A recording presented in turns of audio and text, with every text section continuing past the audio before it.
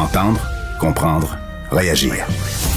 Un média qui donne vie aux opinions, qui donne voix aux idées. Cube. J'ai une question pour vous deux. Benoît Dutrisac. Je suis là pour aider. Qu'est-ce qu'ils veulent, Mario? Mario Dumont. Une réduction de la tâche puis une augmentation de salaire. Ben, c'est cave. C'est des crapules. C'est cave, dire ça. Ils ont tellement tout. Non, ils ont déjà eu plus. La rencontre Dutrisac-Dumont. Fais un petit effort. Je rejoins Benoît Dutrisac et Mario Dumont qui s'en vient dans quelques instants. Mais si tu veux bien, Benoît, là, on va invoquer Mario Dumont, on va le manifester jusqu'ici en parlant de la SAQ, hein, pourquoi pas. Ah, regarde, tu vois, au moment où je dis le mot SAQ, Mario apparaît à notre écran. Ben oui, parce que là, débat récurrent, hein, chaque fois qu'on devient un peu mécontent que la société d'État, c'est un terme qui revient. Privatiser, pas privatiser. C'est autre chose, là. C'est autre chose. J'ai jamais dit ça de ma vie. Bonjour d'ailleurs, mais j'ai jamais dit ça de ma vie. Là, il faut privatiser la SAQ. Il y a un article dans la presse aujourd'hui qui m'a fait bondir. Là, on trouve que il y a Sandrine Bourlet, vice-présidente de commercialisation de la SAQ, va vous dire, vous autres, ce que vous allez boire. Et va dire aux micro-distilleries laquelle va exister. Puis il va dire, voici l'espace qu'on a pour les producteurs québécois, puis on n'en mettra pas plus. Puis on va enlever les produits qui ne sont pas assez performants. On va dire quelque chose, sur le conseil d'administration de la SAQ, si on enlevait les produits les moins performants, il en resterait pas grand-chose. C'est c'est comme le bout. Je vous rappelle que Jacques Farcy, le nouveau patron l'année passée de la SAQ, a un salaire de 530 000 $ sans tenir compte des bonnies liés au rendement. Il est arrivé avec une augmentation de 15% face à Catherine Dagenet qui l'a remplacé. On annonce mercredi une grève, de 2 jours? C'est là, tu dis à un moment donné, là, ça suffit. Là. Le meilleur gin en 2023, c'est le Récif. C'est fait à Caplan, en Gaspésie. J'avais parlé au distillateurs du Récif qui me disait, moi, je prends mes bouteilles, si je les mets sur la table devant, chez nous, là, à Caplan, là, puis qu'il y a des gens qui passent, qui achètent les bouteilles, faut que j'en donne, je pense, de mémoire, presque la moitié à la SAQ, qui a rien fait pour moi. Fait qu'à un moment donné, là, la SAQ va étrangler des gens qui veulent faire des produits, va décider ce qu'on va boire, nous autres, selon des critères qu'on comprend pas, qu'ils nous annoncent pas. Les plus performants, ça veut rien dire. Là, on ferme les succursales, on ouvre des cliniques médicales à la place, puis là, on laisse le privé s'occuper de la SAQ. Ce matin, là, je viens changer de bout pour bout mon opinion sur la SAQ. Ouais, puis c'est pas nouveau, hein, ça, Mario. Me semble, il y a 3-4 ans, on recevait à Cube les micro-distilleurs du Québec qui nous disaient exactement la même chose. Ben, il y a beaucoup de choses dans ce que Benoît vient de dire dans ce cri du cœur. D'abord, la Fédération canadienne de l'entreprise indépendante qui représente les PME, donc bien des restaurants, bien des petites entreprises et des distilleries, disent présentement on souhaiterait une libéralisation, on s'inquiète du monopole de la SAQ. Donc, c'est une question qui est posée. Et soit dit en passant, c'est une question c'est un sujet qui était dans le programme de la CAQ jusqu'à temps qu'ils soient au pouvoir. Et là, une fois au pouvoir, ils font le budget, ils ont besoin des profits et des rendements de la SAQ dans le budget du ministre des Finances. Puis tout à coup, c'est devenu moins important. Là où je suis très, très, très sensible à ce que Benoît dit, on dit à la SAQ, bon là, tu sais, au fil des années, on a voulu laisser entrer les produits québécois, des gins, des vodkas, toutes sortes de produits québécois, puis là, on en a trop, puis il y en a qui se vendent peu. Bon, d'abord, qu'ils se vendent peu, c'est-tu si grave que ça? Tu sais, les épiceries là, gardent des produits saisonniers qui sont là quelques semaines. Fait que, tu sais, est-ce que le dommage est si épouvantable au profit de la SAQ d'avoir des produits qui sont plus régionaux, qui se vendent moins? Je pose la question. Deuxièmement... Ben, faut voir, Mario, comment on les met aussi en vente. Là. Parce qu'on les met en évidence, qui sont trouvables, effectivement. Ben ouais, c'est ça. Mais la vraie question, c'est qui décide? Et Benoît, tu l'as soulevé. On s'entend que là, ça veut dire que tu as une ou une poignée de personnes à la SAQ qui vont tuer des distilleries. Là. Paf, paf, paf, ils vont les gonner, là. Vous me suivez, là? Oui. Parce que si tu décides, bon, ben un tel, là, toi, là, tes 2-3 produits, là, ton gin, ta vodka, il sort des tablettes, là. Ouais. Le type, la personne qui opérait cette petite entreprise-là, bon, tu peux toujours vendre, comme on dit, à l'établissement, à la distillerie, Mais si tu t'étais habitué, tu avais acheté plus d'équipements, tu t'étais habitué à un volume de production pour fournir la SAQ, puis qu'on te coupe la SAQ du jour au lendemain, tu vas juste vendre. Puis en plus, comme Benoît vient de dire, si ta distillerie, ta Caplan, c'est bon, l'été, il passe du tourisme un peu. Le reste de l'année, t'es sur une route, t'es dans un village de quelques centaines d'habitants, 1000 habitants, isolés, t'es pas à Montréal. Il faut qu'ils payent pareil. Ils font rien pour toi, il faut que les distilleries... Mais ça, c'est une faut taxe. les payer. Oui, mais Non. le 50% qui paye, il ne paye pas vraiment la SAQ. Il paye indirectement la SAQ. Il paye au ministre des Finances. C'est une taxe de 50% sur l'alcool. Mais là, il est temps, vous ne trouvez pas qu'il serait temps de faire un calcul? Combien nous coûte la SAQ? En location, parce qu'on loue les succursales, en salaire, en patron, là, le conseil d'administration, là, c'est une orgie de salaire pour vendre des bouteilles de vin. Fait que combien ça nous coûte? Combien ça nous rapporte?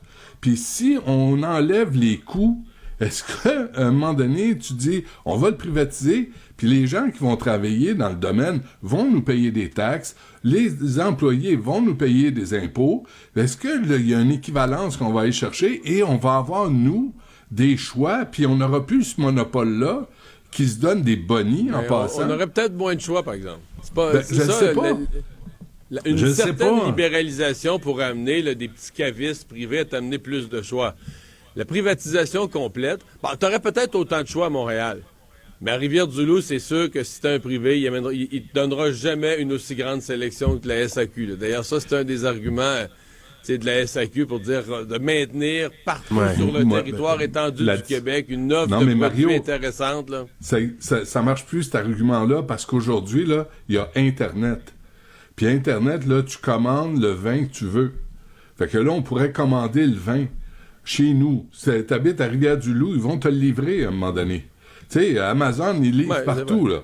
Tu sais, c'est plus vrai. Là, en plus, ajouter à ça, ce que j'ai lu, Haroun Bouazi, qui a rien à foutre de ces journées, là, du sémillant Québec solidaire, lui, il veut qu'on enlève les bouteilles d'Israël, les bouteilles de vin d'Israël. Mais il parle pas de la vodka de la Russie, il parle pas de les vins des États-Unis si Donald Trump est réélu. Là, on va politiser la SAQ en plus. Non, là, ça. Est-ce que Paul Saint-Pierre Plamondon veut encore qu'on vende les vins de Colombie-Britannique et d'Ontario? C'est une bonne question. Ça va être. C'est sûr que oui. Tu sais, fait que je pense que oui, là. Mais tu sais, à un moment donné, là, la SAQ, il va falloir que quelqu'un fasse l'exercice. Et je vous rappelle, Éric Duhem a écrit un livre il y a peut-être 8, 9, 10 ans là, sur la SAQ qui était vraiment très bon. Tu sais, juste sur l'horaire de la SAQ, là, tu sais, qui est fermé le soir, mais qui est ouvert le lundi matin où personne boit. Tu dis, c'est des questions tout à fait légitimes. Puis à un moment donné, je pense que là, c'est parce que là, c'est l'orgie. Puis ces gens-là se donnent des pouvoirs là, qu'ils ne devraient pas avoir. Sandrine Bourlet va donc décider quel gin vous allez boire, lequel va survivre. Puis, tu sais, un gin, quelqu'un qui fait du gin, là, peut-être l'année prochaine, va faire un whisky extraordinaire qui va se vendre à travers le monde. Mais si la SAQ décide que non, ben ça se fera pas. Ouais. Ça, là, j'ai mon voyage. Ouais, on se comprend que cet article-là, ce matin, nous donne vraiment...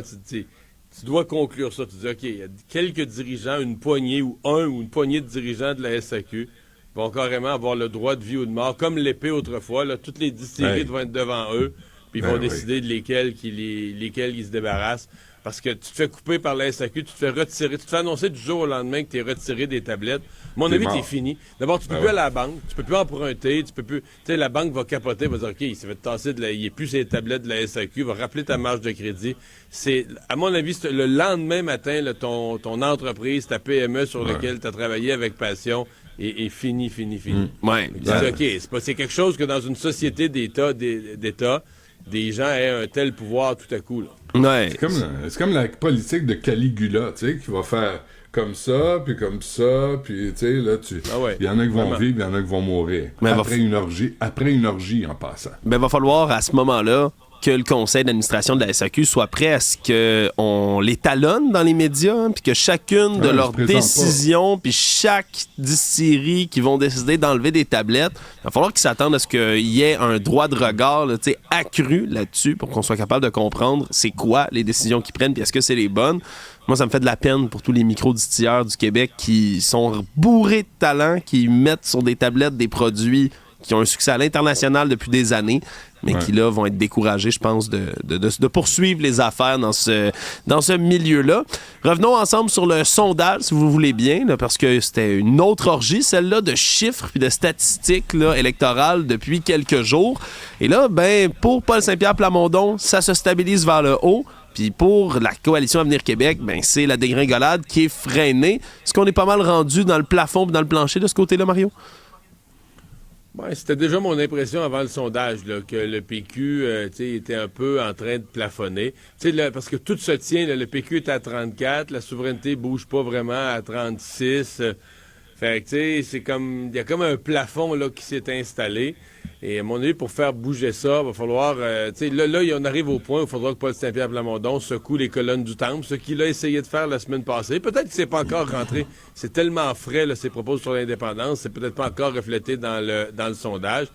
Ouais, enfin, là, depuis un an, la CAQ avait jamais eu une bonne nouvelle. Là, François Legault gagne quelques points. Taux de satisfaction remonte un peu. Le taux de très insatisfait qui baisse. C'est comme s'il y a une tension, une colère à l'endroit du gouvernement qui se calme un peu, malgré, à mon avis, ce qui était un très mauvais budget. Mais probablement qu'un budget très dépensier pour une bonne partie de la population, c'est pas un très mauvais budget. C'est quelque chose qui est quand même... ça passe mieux que des coupures ou qu'une gestion budgétaire serrée dans l'opinion publique dans son ensemble. Pour le reste, c'est Québec solidaire qui a le pire score cette fois-ci par rapport au précédent. Remarque, ils sont partis de 16, sont montés à 18, sont baissés à 14. Peut-être que dans la marge d'erreur, ils sont juste restés à 16 tout ce temps-là, puis il y a eu un sondage en haut de la marge d'erreur, puis un en bas de la marge d'erreur, mais on sent quand même que depuis la montée de Paul Saint-Pierre Plamondon, il y a moins d'oxygène, il y a moins d'espace politique sur la patinoire là, pour Québec solidaire. Il y a une image de jeunesse aussi, hein, que Paul Saint-Pierre Plamondon est venu piquer à Québec solidaire. Ouais. Et ce qui fait du bien, là, à un moment donné, il faut changer la gang. Je pensais à ça, là. Est-ce que... Je pose la question, est-ce qu'il y a un projet caquiste, là, pas le REM, parce que ça a été décidé sous les libéraux, mais qui s'est concrétisé? Est-ce que la CAQ a réalisé quelque chose là, de leur création? Puis je réfléchis depuis tantôt, là, puis je cherche, puis je trouve pas. L'Agence Santé Québec, peut-être, de M. Dubé? Mais ça, c'est de la bureaucratie. Là. C'est pas fait. Deux, c'est pas une vraie construction. C'est ça. Ouais.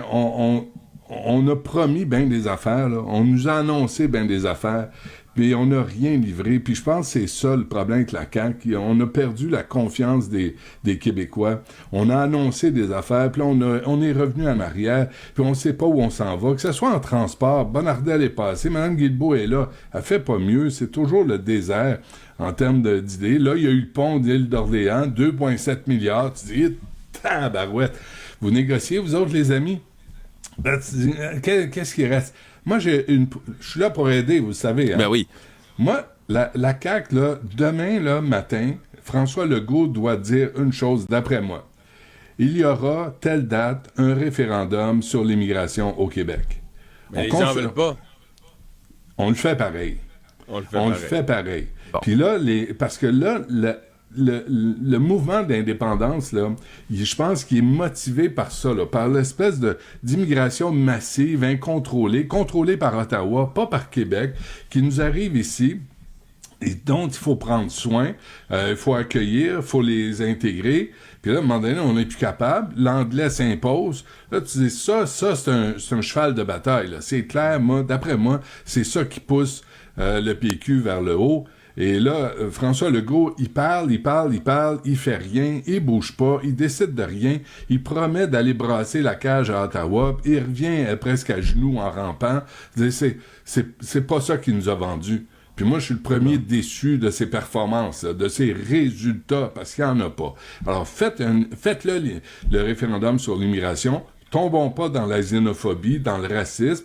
Parlons des choses concrètes, la capacité d'accueil des Québécois, les institutions qui débordent, les classes qui débordent. Je veux dire, là, ça, c'est le concret, c'est le réel, c'est le quotidien. Fait que face à ça, on fait quoi? Et là, tu vas parler au peuple. L'autre affaire, je vous ai dit souvent, parce que je le vois à travers les entrevues que je fais, les élus, les coins-coins, là, assis au fond, là, les gens Bernard Raymond, là, ou là, Sylvie Gartin qui a perdu ses 2 petits-enfants et sa fille aux mains de son gendre, ici à Brassard, là, veut parler à Jean-Bernard Raymond. Puis Jean-Bernard Raymond, je sais même pas c'est qui, je connais même pas sa face, lui envoie son adjointe. Il a pas le temps. Il est trop occupé. Tu sais, ça s'est passé, je pense, il y a 2 ans, il y a 19 mois. Il n'y a rien qui a avancé. Il n'y a rien qui... Tu sais, là, elle dit, y a-tu quelqu'un, là, parce que nous autres, on est une famille, puis on souffre, puis on a perdu notre fille. J'ai pas le temps de lui parler. Envoie-lui le concierge. Ben, cette attitude de baveux, de petit baveux, Louis Lemieux à Saint-Jean-sur-Richelieu, je vais vous donner un autre exemple, pareil. Il veut pas s'abaisser à parler aux citoyens. Ben ça, là, ça revient les mordre dans le derrière. Puis c'est là où la CAQ a échappé le ballon. Ouais. Et sur les projets réalisés par la CAQ, t'as raison, Benoît, là, c'est pas... Écoute, j'ai trouvé les maisons des aînés. Ça, il y en a déjà. Ça existe. Il y en a pas loin d'une trentaine, là, qui ont été construites. Plus cher que prévu. Oui, mais là, je veux dire, il n'y a aucune construction présentement qui n'arrive pas plus cher que prévu. Ouais, mais cher en sacramouille, ça s'est fait. Là. Ils l'ont pensé, imaginé et ils ont commencé à en réaliser. Là, ça marche au ralenti parce que ça coûte trop cher. Mais c'est vrai. Je prends le transport en commun. Moi, je me souviens d'une époque quand même où on nommait la litanie des projets de transport en commun. Puis il y avait Tramway sur la Rive-Sud pour se connecter au REM. Tu avais la ligne bleue. Bon, la ligne bleue, ça, il l'a encore. C'est peut-être le seul qui est en train lentement de se réaliser. Mais tu avais le Tramway à Québec. Tu avais un paquet de projets de transport en commun. Puis ils sont tous plus ou moins retournés là, sur le rond en arrière du poêle ou sur le réchaud ou dans le frigidaire ou dans le congélateur, mais ils sont tous à l'étude, en réétude, en réévaluation. Il y a rien qui se fait. C'est la continuité là-dessus, il n'y a rien qui se fait. Puis les projets on va dire, le transport routier, parce qu'il y a les environnementalistes, disons, c'est bien, la CAQ ne fait pas de transport en commun, ils font du transport routier, mais tu sais, les projets prioritaires sur les routes ne se font pas vraiment non plus. Non. Le stade olympique est abandonné. L'élargissement de la 30, là, c'était dû là, entre la 20 et la 15, pas encore fait. Non, c'est pas fait. Le stade olympique s'en vient. C'est vrai. Le stade olympique, 1 milliard à peu près, grosso modo. Pour l'instant, c'est juste sur papier. Oui, c'est toujours sur papier. Il n'y a pas un pas privé qui a été installé. Oui, bien, on continuera à regarder quelles autres promesses vont être soit réalisées, soit manquées, parce que je pense qu'il en reste quelques-unes. Là. Je pense que je lisais quelque chose par rapport aux places en garderie aussi. Beaucoup de promesses qui ont été faites de ce côté-là. Là, semble-t-il qu'on va être incapable de réaliser les promesses qui ont été faites, incapable d'amener le nombre de places qu'on avait promis d'amener. Puis là, je nomme un des ministères. Je suis pas mal sûr qu'ils on s'assoit puis on commence à passer au crible tous les ministères les uns après les autres. On va en trouver d'autres dossiers qui se réalisent pas là. Mais dans le cas des garderies, c'est transformation de places privées en CPE. Ils en ont fait un peu, mais c'est aussi là t'es carrément dans une question de coût. Là. Je veux dire, c'est facile. L'opposition dit à la fois on devrait faire ça. Et l'opposition dit ça n'a pas de bon sens d'avoir un déficit de 11 milliards. Là, ça, c'est la quadrature du cercle une fois que t'es au pouvoir. On ne peut pas tout avoir. Benoît, Mario, je rappelle, vos émissions vont prendre leur cours naturel dans le reste de la journée. Merci beaucoup à vous deux d'avoir été là. Bye.